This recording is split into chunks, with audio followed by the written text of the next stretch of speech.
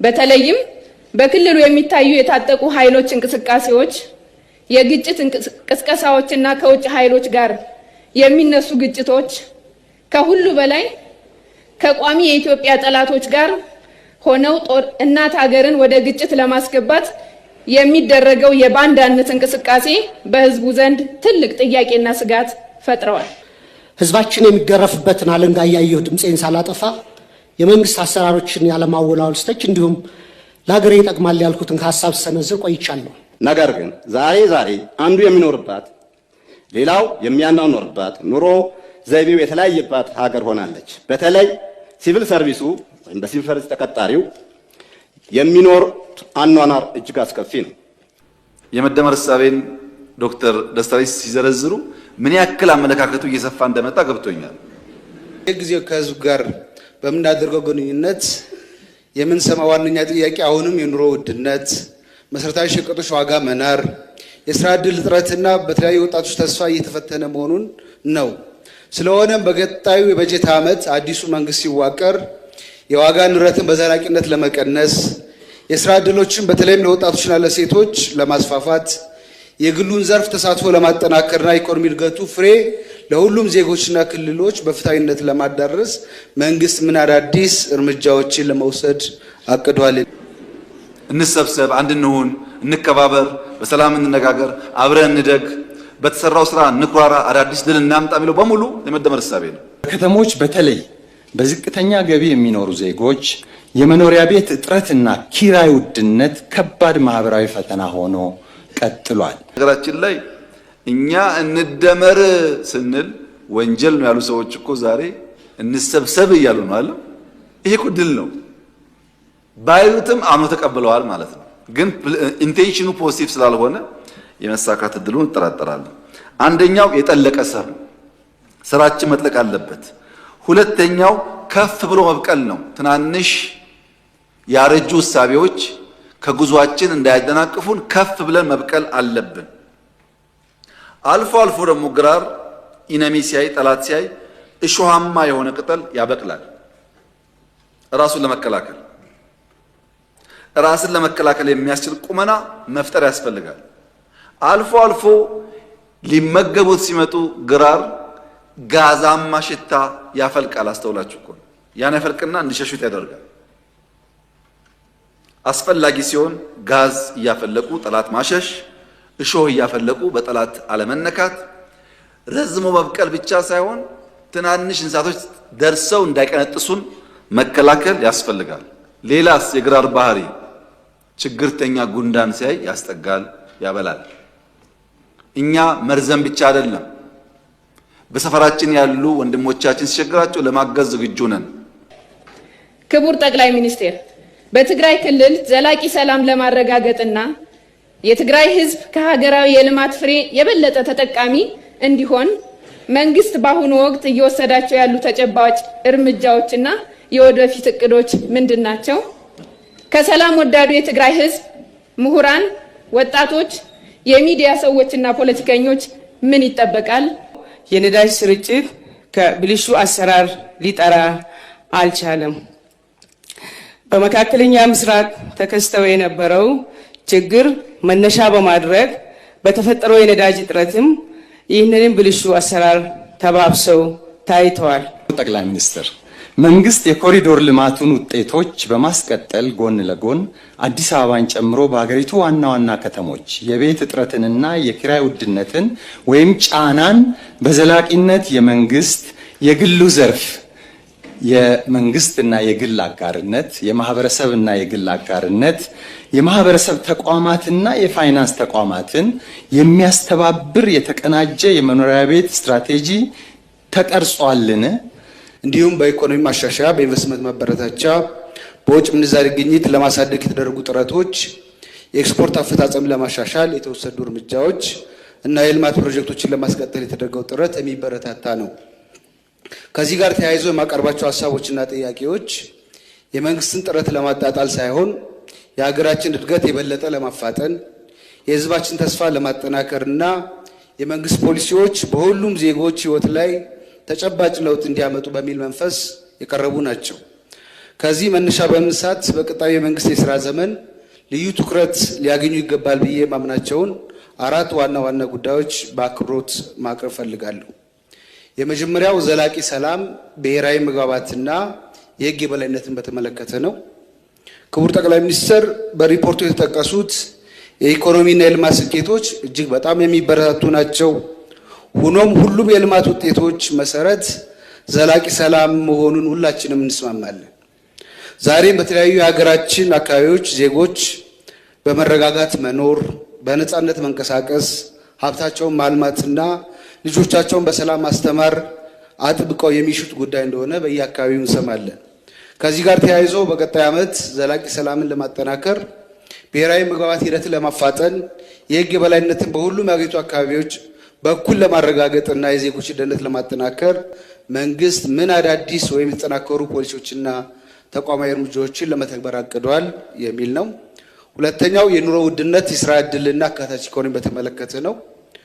በሪፖርቱ እንደተገለጸው በሀገራችን ኢኮኖሚ ማሻሻያ በውጭ ንግድ፣ በኤክስፖርት እድገት፣ በኢንቨስትመንት መስፋፋትና በሌሎች ዘርፎች የተለያዩ አበረታች ውጤቶችን አስመዝግባለች። እነዚህ ጥረቶች የኢኮኖሚያችን መሰረት ለማጠናከር የሚያበረታቱ መሆናቸውን እናምናለን የሚል ነው። ሶስተኛው የመሰረተ ልማት ፍትሃዊ ተደራሽነትና የክልሎችን ተመጣጣኝ ልማት በተመለከተ ነው። ክቡር ጠቅላይ ሚኒስትር መንግስት በመንገድ፣ በአየር ትራንስፖርት፣ በኃይል ማመንጫ፣ በከተማ ልማት፣ በሌሎች መሰረተ ልማቶች ያከናወናቸው ስራዎች ለሀገራችን የረጅም ጊዜ እድገት መሰረት እንደሚሆኑ ምንም ጥርጥር የለኝም። ይሁን እንጂ የሀገራችን ልማት ሙሉ ለሙሉ የተሳካ የሚባለው ሁሉም ክልሎች በኩል ተጠቃሚ ሲሆኑ ብቻ ነው። እኔ በመወክለው ቤንሻንጉል ጉሙዝ ክልል ህዝብ በተደጋጋሚ የሚያነሳቸው ጉዳዮች የሚከተሉት ናቸው። በአመቱ የሚያገለግሉ የአስፓልት መንገዶች እጥረት። በቤንሻንጉል 3 ዞኖች ናቸው ያሉት፣ መተከል፣ ከማሽና አሶሳ። 3ቱም ዞኖች የሚያገናኝ አንድ የአስፓልት መንገድ እስካሁን የለም። የቴሌኮሙኒኬሽን ኔትወርክ አለመዳረስና መቆራረጥ ይታያል። እንዲሁም የኤሌክትሪክ ኃይል የመቆራረጥና አለመዳረስ፣ እንግዲህ ያው ክልሉ የህዳሴ ግድብ መገኛ ነው። የኤሌክትሪክ እጥረት በተደጋጋሚ ይስተዋላል ማለት ነው። የዲጂታል አገልግሎትም ውስንነቶች በክልሉ ይታያሉ። አክቹአሊ እነዚህ ችግሮች የአንድ ክልል ብቻ አይደሉም፣ የሀገራችን የፍትሃዊ ልማት መለኪያዎች ናቸው። ቤንሻንጉል ጉሙዝ እንደ ሀገር የኢነርጂ፣ የግብርና፣ የማዕድን፣ የንግድና የድንበር ኢኮኖሚ ማዕከል የመሆን ከፍተኛ አቅም ያለው ክልል ነው። ስለዚህ እዚህ ክልል የሚደረጉ መሰረተ ልማት ኢንቨስትመንቶች እንደ ሀገር ኢኮኖሚ ለመገንባት ትልቅ ጠቀሜታ አላቸው ብዬ ስለማመን በቀጣዩ ዓመት በቤንሻንጉል ጉሙዝ ጨምሮ ሌሎች በመሰረተ ልማት ወረራ ላይ የቀሩ ክልሎች የመንገድ ግንባታ ጥገና፣ ቴሌኮሙኒኬሽን ሽፋንና ኤሌክትሪክ ተደራሽነትን ለማስፋት የተለየ ምን አይነት ፕሮግራም ወይም እቅድ ተዘጋጅቷል ማለት ነው። በስተመጨረሻ ያው የመልካም አስተዳደርና አካታች ዲሞክራሲን በተመለከተ ነው።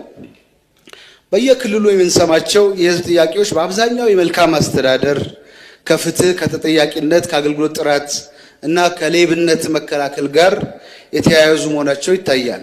ይህ ጉዳይ የመንግስት ወይም የተቃዋሚ ፓርቲ ጉዳይ ብቻ አይደለም፣ የሀገራችን የዲሞክራሲ ጥራት መለኪያም ጭምር ስለሆነ በቀጣዩ እንግዲህ አዲስ መንግስት ሲመሰረት በእርግጠኝነት ሌቦች ሾልኮ ይገባሉ የሚል እምነት የለኝም።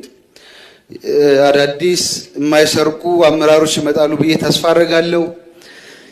ሁሉንም ፖለቲካ ተዋናዮች ተሳትፎ የሚበረታታ የዲሞክራሲ ማሻሻያ ሂደት ይኖራል የሚል እቅድ አለኝና ተጨማሪ ስራዎች ምን ይሰራሉ የሚል ነው።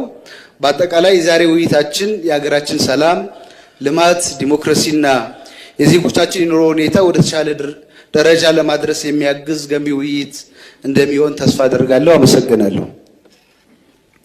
ኢትዮጵያ በአፍሪካ ፈጣን የኢኮኖሚ እድገት እያሳየች ካሉ ቀዳሚ ሀገራት ተርታ መሰለፏ የሁላችንም ኩራት ነው። መንግስት እየተገበረ ያለው የማክሮ ኢኮኖሚ ሪፎርም ስራዎች በተጨባጭ በሚቆጠርና በሚለካ መንገድ አስተማሚ ውጤት እየተመዘገበ ይገኛል። ዓመታዊ ሪፖርቱ እንደሚያሳየው በመንግስትና በግሉ ዘርፍ ትብብር የተወሰዱ ስልታዊ እርምጃዎችና የልማት ፖሊሲዎች በ2018 በጀት ዓመት የታቀደውን አጠቃላይ ሀገራዊ ምርት እድገት ጂዲፒን ለማሳካት ጠንካራ መሰረት መጣላቸውን ሪፖርቱ ያረጋግጣል። በመሆኑም ክቡር ጠቅላይ ሚኒስትር ለዚህ ውጤት መሳካት ለሰጡት ቁርጠኛና ብቁ አመራር ኢትዮጵያ ታመሰግኖታለች። የተከበራችሁ የምክር ቤት አባላት፣ ክቡር ጠቅላይ ሚኒስትር እንድታመሰግኑ በክብር እጠይቃለሁ።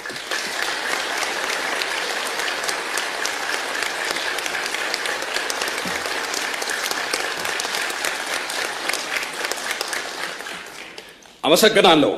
ወደ ጥያቄ ስመለስ የተመዘገበው አጠቃላይ የኢኮኖሚ እድገት በህዝቡ የዕለት ተዕለት ኑሮ ላይ በተሟላ መንገድ ውጤት በማምጣት ላይ አሁንም ችግሮች ይታያሉ። በተለይም የኑሮ ውድነት፣ የዋጋ ግሽበት፣ የነዳጅና መሰረታዊ ሸቀጦች የዋጋ ጭማሪ ዝቅተኛና ቋሚ ገቢ ያላቸው ዜጎች ላይ ቀላል የማይባል ጫናን ፈጥረዋል። በተጨማሪም የወጣቶች ስራ አጥነት፣ የገበያ አለመረጋጋት የሀገራችንን አጠቃላይ ምርታማነት እና ኢኮኖሚ ለውጥ ጉዞ እየፈተኑ ይገኛሉ። ክቡር ጠቅላይ ሚኒስትር በ2018 በጀት ዓመት የማክሮ ኢኮኖሚያችን አፈጻጸም ከዋና ዋና መለኪያዎች አንጻር በምን ደረጃ ላይ ይገኛል? እንዲሁም የኑሮ ውድነት፣ የዋጋ ንረት፣ የወጣቶች ስራ አጥነት ችግሮችን በአጭርና በረጅም ጊዜ ለመቅረፍ መንግስት የጀመራቸው አዳዲስ መፍትሄዎችና የወደፊት ስትራቴጂክ አቅጣጫዎች ምንድናቸው? ብራሩ። አመሰግናለሁ። እናመሰግናለን። በመቀጠል የተከበሩ መሐመድ አህመድ ቆቤ። አመሰግናለሁ። የተከበሩ አፈ ጉባኤ፣ ክቡር ጠቅላይ ሚኒስትር ለምናነሳቸው ጥያቄዎች እና አስተያየቶች ምላሽና ማብራሪያ ለመስጠት በመካከላችን ስለተገኙ አመሰግናለሁ። የዛሬው መደበኛ ስብሰባችን ሀገራችን ታላቅና ወሳኝ ሀገራዊ ሁነት ባከናወነችበት ዋዜማ የሚካሄድ በመሆኑ በአይነቱ ልዩ ነው ማለት ይቻላል።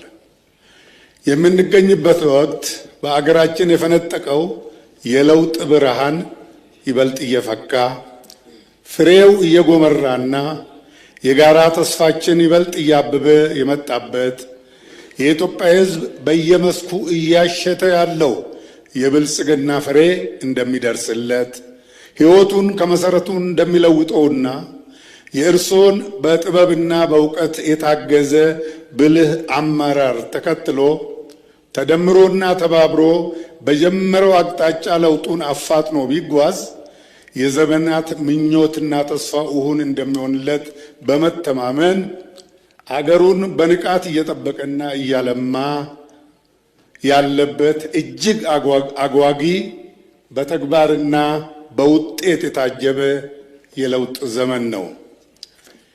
ይህ ለአሮጌ የጥላቻ ፖለቲካ አራማጆች አይታይም። ሕሊናቸው በጥላቻ ሞራ ታውሯልና ዓይናቸው ጥሩ ነገር ማየት አይችልም። አንደበታቸው ከማጣጣልና ከማጠልሸት በስተቀር ምስጋናና ማበረታትን አያውቅም። ሐቅን ማየትና እውነታን መቀበል የሚችል ንጹሕ ሕሊናን የታደሉ ሁሉ እንደሚገነዘቡት በእርሶ አመራር የዲሞክራሲ ባህላችን እንዲጎለብት፣ መብቶችና ነፃነቶች እንዲከበሩና የፖለቲካ ምህዳሩ እንዲሰፋ፣ ሁሉም ተዋናይ በአገሩ ጉዳይ እኩል ተሳትፎ ኖሮት በነፃነት እንዲንቀሳቀስ የሚያስችል የፖለቲካ አውድ እንዲፈጠር፣ ለሀገራችን ሁለንተናዊ ብልጽግና ጠንካራ መሰረት መጣል የሚያስችሉ ሰፋፊ ስራዎች እንዲከናወኑና የወዲቷ ሀገራችን ገጽታ ክብርና ዓለም አቀፍ ተቀባይነቷ ከፍ እንዲል በማስቻል በኩል የእርሶ የክቡር ጠቅላይ ሚኒስትር የአመራር ሚና እጅግ የጎላ ነው። ይህ ሁሉ የተከናወነው በአንድ በኩል ታሞ የቆየውን የሀገራችንን ፖለቲካ እያከሙና ፈር እያስያዙ፣ በሌላ በኩል ደግሞ አዳዲስ ውጥኖችን አምጥተው በሕዝብ ተሳትፎ እየተገበሩ በአስቸጋሪ ሁኔታ ውስጥ ቀን ከሌት እየለፉ መሆኑ ሚናውን ልዩ ያደርገዋል። ስለሆነም በወከለን ሕዝብ ስም ለክቡርነቱ ያለንን የላቀ ምስጋና ከታላቅ አድናቆትና አክብሮት ጋር እየገለጽ ረጅም ዕድሜና ጤናን እመኝልዎታለሁ።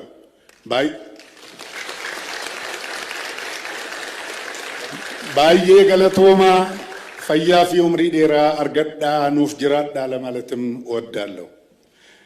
በቀጣይም የሚወዶት የኢትዮጵያ ሕዝብ በእርሶ ላይ ታላቅ ተስፋን ጥሏልና ከጎኖም በቁርጠኝነት ተሰልፏልና መጪው ጊዜ ለውዷና ውቢቷ ኢትዮጵያ ያለዎት ራዕይ እውን ሆኖ አገራችን የአፍሪካ ተምሳሌት የምትሆንበት የላቀ የስኬት ዘመን እንደሚሆን እርግጠኞች ነን።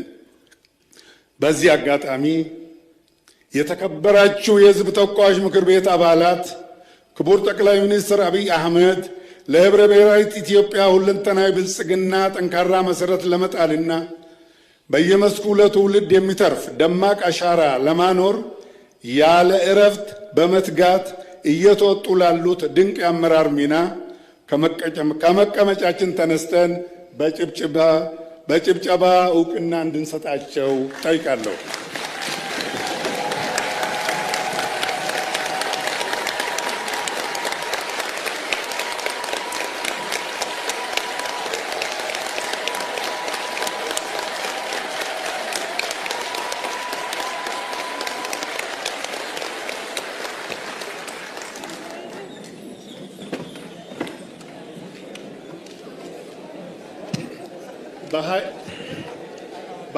በ2018 የበጀት ዓመት ከተያዙ ቁልፍ እቅዶች ውስጥ አንዱ 7ኛውን ሀገራዊ ጠቅላላ ምርጫ ማካሄድ እንደነበር ይታወሳል። ምርጫው በተሳካ መልኩ ተካሂዷል። በምርጫ ቦርድ ይፋ በተደረገው ውጤት መሰረት ፓርቲያችን ብልጽግና ያገኘውን አሸናፊነት በተመለከተ ለመላው የፓርቲው አባላትና አመራሮች በተለይም ለእርሶ የፓርቲው ፕሬዝዳንት እንኳን ደስ አሎት ለማለት እወዳለሁ። በተመሳሳይ ሁኔታ እኛ ከነበርንበትና የሥራ ዘመኑን እያጠናቀቀ ካለው ምክር ቤት በላይ ተፎካካሪ ፓርቲዎች በዚህ ምርጫ ድምፅ አግኝተዋል። ስለሆነም ይህ ምርጫ የአንድ ፓርቲ ስኬት ብቻ ሳይሆን የዲሞክራሲ ድልና የመላው የኢትዮጵያ ሕዝብ ድል በመሆኑ በምርጫው ለተሳተፉ የፖለቲካ ፓርቲዎች፣ ለተመረጡ እጩዎችና ለመላው ሕዝባችን እንኳን ደስ አለን፣ እንኳን ደስ አላችሁ ለማለት እወዳለሁ። እንደዚሁም የምርጫውን ጉዳይ በባለቤትነት እና በገለልተኝነት በታላቅ የሙያ ብቃትና ኃላፊነት ለመራው ብሔራዊ የምርጫ ቦርድና የምርጫውን ሂደት በታዛቢነት ተከታትለው ምስክር ለሰጡ ድርጅቶች ሁሉ ምስጋናችን በእጅጉ የላቀ ነው። ምርጫው በብዙ የውስጥና የውጭ ፈተናዎች መካከል የተካሄደ ቢሆንም መራጩ ሕዝብ በልዩ ቁርጠኝነት፣ ትዕግስትና የዜግነት ኃላፊነት ስሜት ድምፁን በመስጠት የዲሞክራሲ ባለቤትነቱን በተግባር አረጋግጧል። አትመዝገቡ፣ ድጋፋችሁን አታሳዩ፣ ወደ ምርጫ ጣቢያ አትሄዱ በሚል የተካሄዱ የአገር አፍራሽና ጽንፈኛ ኃይሎች ዘመቻና የማሸማቀቅ ሙከራዎችን ሕዝቡ በጸና አቋሙ በማሸነፍ የፖለቲካ ብስለቱንና የዲሞክራሲ እሴቶችን ለዓለም አሳይቷል። እርሶም እንደገለጹት የኢትዮጵያ ሕዝብ አስደናቂም ተአምረኛም ሕዝብ ነው። ይህ ሂደት ለተመራጮችና ለገዢው ፓርቲ አንድ ግልጽ መልእክት አስተላልፏል። የሕዝብን ድምፅ መቀበል ማለት የሕዝብን አደራ መሸከምና ለውጤት ተጠያቂ መሆን ማለት ነው። በመሆኑም መንግስት፣ ገዢው ፓርቲ፣ ተፎካካሪ ኃይሎች፣ ምሁራንና የኢትዮጵያ ወዳጆች ከዚህ ታሪካዊ ምርጫ ሂደት ምን አይነት የዲሞክራሲ ግንባታ ትምህርት ይወስዳሉ? አገር ለማፍረስና ለማሸበር ቀን ከሌት የሚፍጨረጨሩ ጽንፈኛ የፖለቲካ ኃይሎችስ ከዚህ ምርጫ ምን ትምህርት መውሰድ አለባቸው?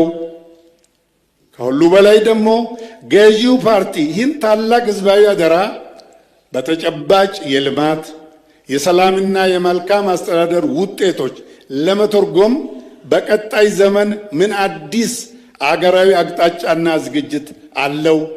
አመሰግናለሁ። እናመሰግናለን።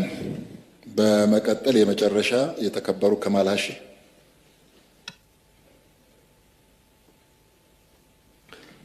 አመሰግናለሁ። የተከበሩ አፈ ጉባኤ፣ ክቡር ጠቅላይ ሚኒስትር ዶክተር አብይ አህመድም በኢፌዴሪ መንግስት የ2018 በጀት አፈጻጸም ሪፖርት ላይ እንዲሁም በ2019 በጀት ላይ ከምክር ቤት አባላት ለሚነሱ ጥያቄዎች ምላሽና ማብራሪያ ለመስጠት በመካከላችን ስለተገኙ አመሰግናቸዋለሁ። በመቀጠል ጥያቄን በንባብ ማቅረብ ይሆናል። መንግስት ዲጂታል ኢትዮጵያን ለመገንባት እና የአገልግሎት አሰጣጥ ችግሮችን ለመቅረፍ በርካታ መሰረታዊ አገልግሎቶችን በቴክኖሎጂ በማስተሳሰር የኦንላይን ክፍያና ዲጂታል መታወቂያ ስርዓቶችን ማስፋፋቱ የሚበረታታ መዋቅራዊ ስኬት ነው። በእርሶ ልዩ ጥረት እና አመራር ኢትዮጵያ በዘርፉ የአፍሪካ ቀዳሚ ሀገር ሆናለች።